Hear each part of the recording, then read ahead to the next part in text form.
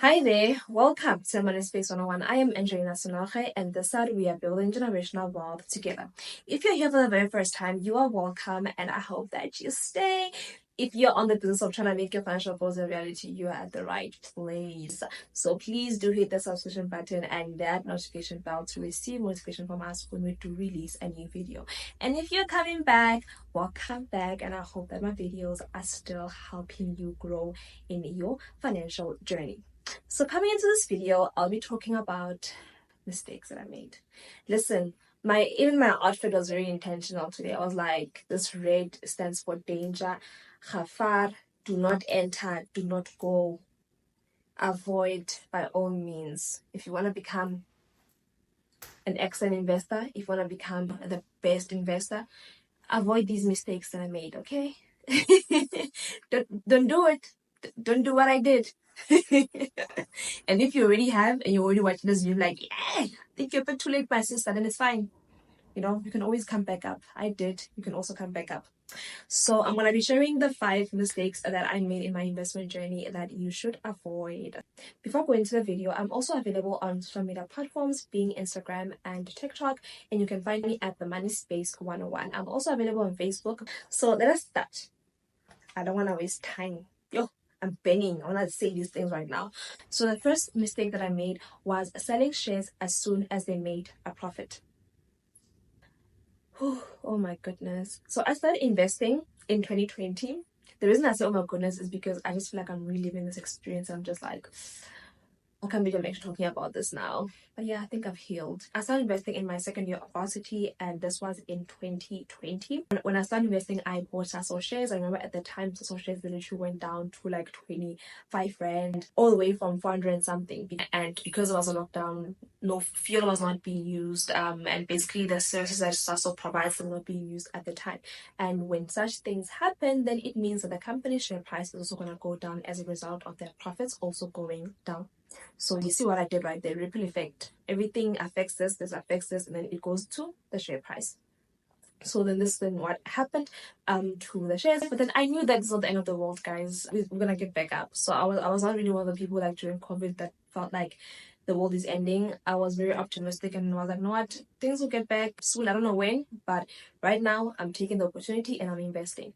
But then I was just a student. I had this knowledge, but I only had 300 rand to my name. So as much as you know things about investing, as much as you become good in investing, you're going to need the capital still, right? So that's another thing to consider.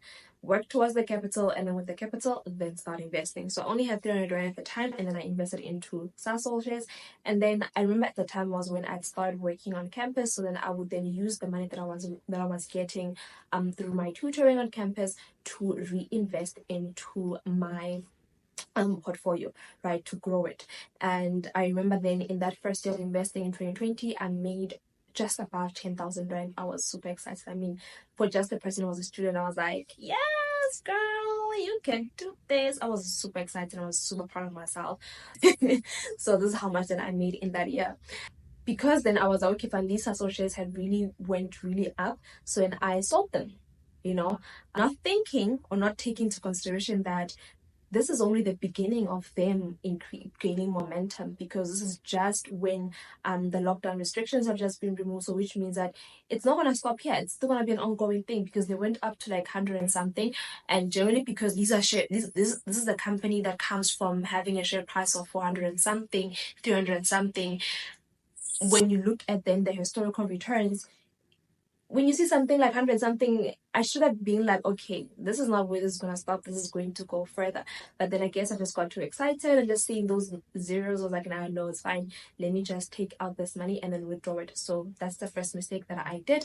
It was basically them selling my shares as soon as I saw them making a profit. The second mistake that I made, it was buying investments that I don't understand and basically following the crowd. So Twitter, they'll be like, oh no, let's buy this coin, let's buy this people are getting money and all of those. Like, I was in that stage where I do not know much and I was just like doing what others are doing. And this is a very dangerous place to be in. Yes, sure, you can take other people's insights, but then you need to also do your own research and understand why is this a good buy and why could this also potentially not be a good buy as well. And this then would lead to you having a much more informed decision where you're like, you know what, I'm confident that what I have done with this, maybe this will work for me, or no, this won't work for me. And don't base it on, oh no, this famous person saying that this is a good investment. Do you get what I'm saying? Yes, you can take what they say, yes, you can agree to them to a certain extent, but also do your own research afterwards. What I did then after selling the shares, I bought this other coin. I forgot its name actually. I guess forgetting the name comes to the trauma. As people, we forget things we don't want to remember, right? So I really forgot the name, but I bought that share, that coin. And I remember I even opened like my Valaro account and stuff like that. So Valaro is where you can also buy your cryptocurrencies. I bought this coin with all the money that I had gotten from selling all my Sasso shares. And I was like, yeah, hopeful that, yeah, I know what, I'm gonna be like these people on Twitter that are tweeting that they just got a lot of money, this thing just increased crazy the next day. And I thought I was gonna be one of those people. Then I did that. You won't believe what happened. Cryptocurrency is so vile. Oh my goodness. Like, oh my gosh. It went down to like the coin became obsolete. So mean that my money went with it. You get what I'm saying? It became obsolete. It was around the 0.50 cent, and then all of a sudden the next day, nothing, zero, it's gone. So the moment that share price hits zero, it's gone. It's gone. Your money is gone. So the moment that cryptocurrency coin goes to zero, your money is gone. And that's what happened to me. And also generally with cryptocurrencies not being something that is yet regulated, so there was still like sort of like a very high risk attached to them. There still is till this day. But then obviously if you do your proper research, then you would then invest into cryptocurrencies that are more towards the long term and that have a long standing, right? So that one, it was sort of like a meme coin, like these new coins that just come up out of nowhere. And that was like my mistake in that, and I invested into it. I didn't really fully understand cryptocurrency at that point. I knew of them, I heard of them, I studied them through my course as well, but then it was something that I was not yet familiar with. I'm familiar with shares, I'm familiar with the ETFs and all these other investments, but cryptocurrency at the time, it was something that was really like very blurred to me. But then I went either way because I was following the crowd. And you cannot be like, no, because of Mapa Seka who posted it, that's the reason why I'm here. You can't say that, because at the end of the day, you are the one that made the decision. You are the one that took the money from your bank account and did that. You are the one that facilitates the transaction. Do you get what I'm saying? So it's really important that you do your own research and basically make that decision also have some sort of like personal influence as well. The third mistake that I made that you should avoid is that I invested less than I should have. So for a person that was working in varsity, it means that I was getting more money generally than other students. So apart from me receiving an allowance, I was also then receiving salary, some salary, not even a lot. Let me not say salary. It's like a stipend, guys, because it was not even more than 3,000 rand per month from what I was doing on campus. But it was a lot, given that I'm a person who receives my allowance, my rent is paid, and all those things. So I just didn't have this extra money on the side. So I just wish that I had invested more at that time, because I could afford to make such decisions. And the reason why I say invested more is generally if you don't have a lot of obligations, you don't have kids, you don't have to constantly send money back home, and the money that you receive, it's money that is to sustain you.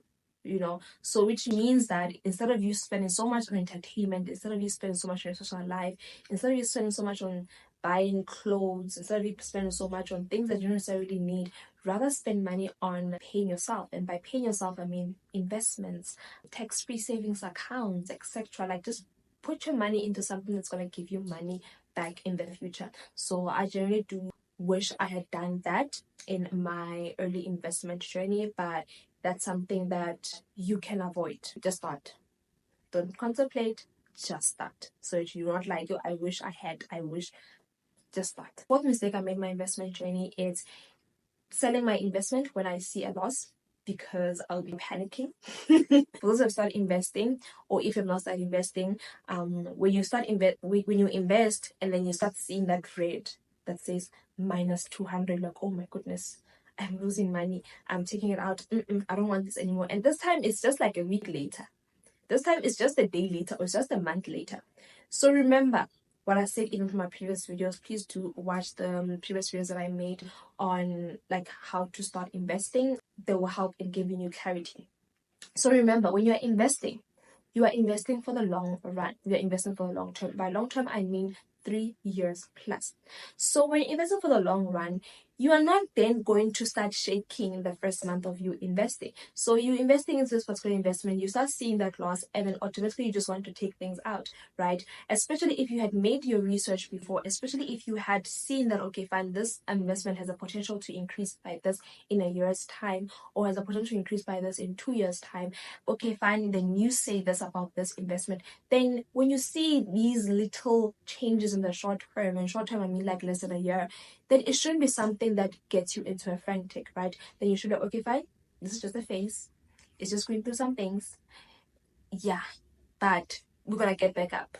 So investments also require you to be an optimistic person. So if you're a pessimistic person, investments might be a bit challenging for you. You're gonna need to be an optimistic person even when you see, yo, what's going on with my investments, you know.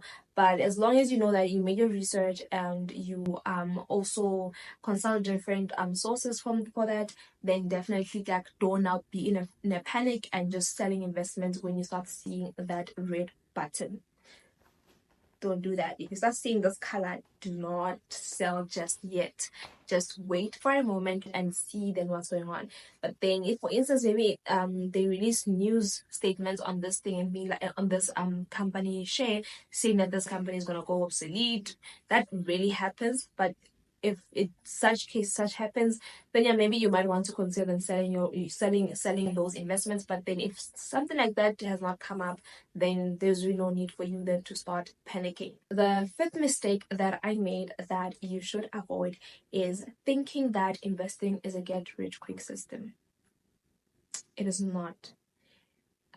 And I think scammers have led to people also thinking this, or generally like this instant gratification society that we find ourselves now living in, where someone yesterday had nothing, but tomorrow they are driving a Mercedes Benz.